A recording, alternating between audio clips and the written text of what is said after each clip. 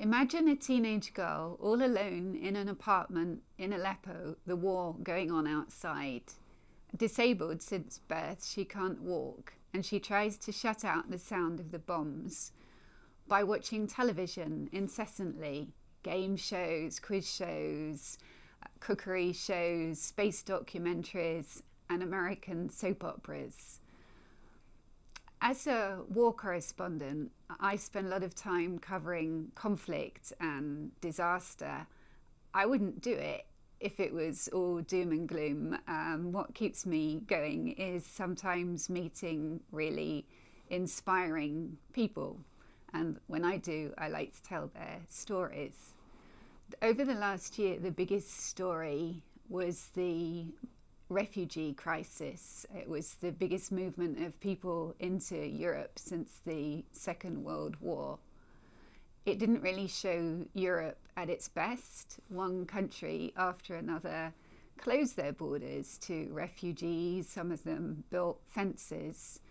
Worst of all was Hungary, which built a 110-mile razor wire fence on its border with Serbia to keep people out.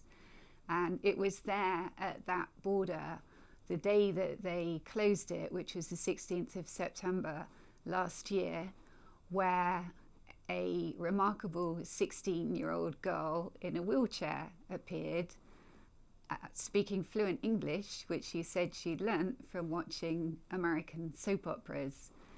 Her name was Nujeen Mustafa, and she'd never before left her home country. Indeed, born with cerebral palsy and not able to walk, she'd never been on a train, on a plane, on a boat, and never seen the sea before.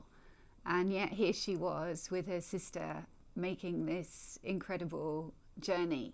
Like all refugees, they were escaping the bombing and trying to find safety. But in her case, there was another reason too.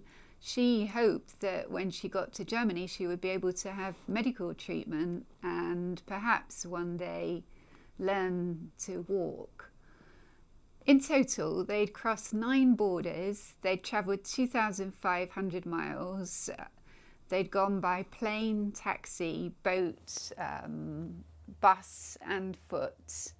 And they had done it all with a big smile on Nujeen's face. I think that Nujeen's remarkable story puts a human face on what's really the biggest story of our time. Her tale shows the challenges of the story, the smugglers, the anti-migrant politicians, all the difficulties of making a journey like that.